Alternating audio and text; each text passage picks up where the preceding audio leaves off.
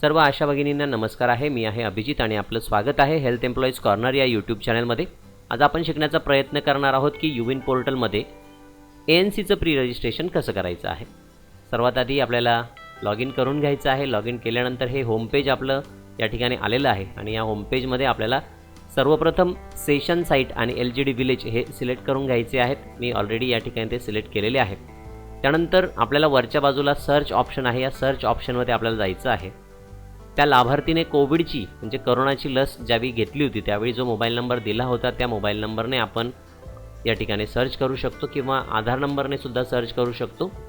या ठिकाणी जर त्यांनी डोस घेतलेला नसेल त्या मातेने तर आपण पुन्हा एकदा बॅक यायचं आहे आणि एंट्री सापडली म्हणजेच एंट्री असेल तर पुन्हा एंट्री करायची नाही आहे. आणि इथे ती एंट्री सापडली नाही तर आपल्याला बॅक यायचं आहे. हे निळं बटन आहे, याच्यावर क्लिक करायचं आहे आपल्याला.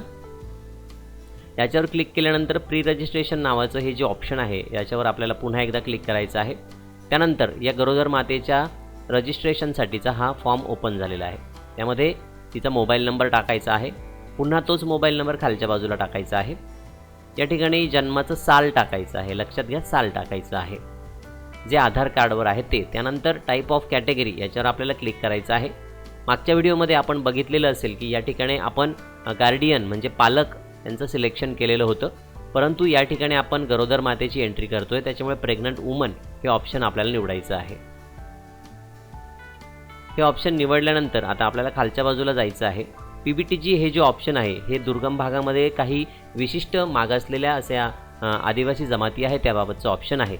अशा जमाती आपल्याकडे असतील तर आपण यस म्हणावं, नाहीतर आपण नो हे ऑप्शन निवडायचं आहे.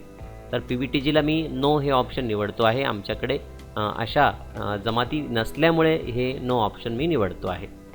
नो ऑप्शन निवडल्यानंतर पुढे जायचं आहे आणि अर्थातच या ठिकाणी आपण गरोदर मातेची एंट्री करत आहोत त्यामुळे तिचं नाव या ठिकाणी आपल्याला टाकायचं आहे. शक्यतो आपण प्रयत्न करा की आधार कार्डवर जसं नाव असेल तसं नाव या ठिकाणी टाकायचं आहे.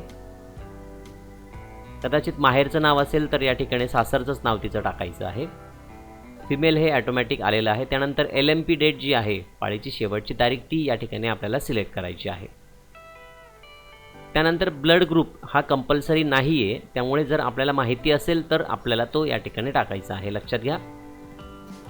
त्यानंतर ही माता जर दुसऱ्या किंवा अधिक प्रसूतीची असेल तर तिची मागच्या वेळी जी प्रसूती झालेली आहे त्याची तारीख म्हणजे मागच्या ज्या बाळाची जन्मतारीख आपल्याला या ठिकाणी टाकायची आहे. माता जर पहिल्या खेपेची असेल तर या ठिकाणी आपल्याला काहीही भरायचं नाही आहे. लक्षात घ्या. त्यानंतर फोटो ID प्रूफ या ठिकाणी आपल्याला क्लिक करायचं आहे. तिच्याकडे कोणतं ओळखपत्र आहे ते आपल्याला या ठिकाणी सिलेक्ट करायचं आहे. मतदानाचं कार्ड असेल, पॅन कार्ड असेल, आधार कार्ड असेल आणि हे बाकीची सगळी कागदपत्र आहे याच्याने आपण तिची एंट्री करू शकतो. माझ्याकडे वोटर ID आहे ते मी सिलेक्ट केलेलं आहे. त्याचा क्रमांक आता खालच्या बाजूला आपल्याला या रकान्यामध्ये टाकायचा आहे. त्यानंतर सबमिट या बटनवर आपल्याला क्लिक करायचं आहे. सबमिट या बटनवर क्लिक केल्यानंतर काही क्षणातच आपल्याला खालच्या बाजूला मेसेज येतो ही एंट्री सेव्ह झाल्याचा आणि हा मेसेज आपण बघत आहोत बेनिफिशरी ॲडेड सक्सेसफुली. अतिशय सोपी अशी ही एंट्री आहे. जर आपल्याला व्हिडिओ आवडला तर नक्की आपल्या आशा भगिनींमध्ये आणि आरोग्य कर्मचाऱ्यांमध्ये शेअर करा. व्हिडिओला लाईक करा आणि चॅनलवर नवीन असाल तर सबस्क्राईब करायला विसरू नका. धन्यवाद.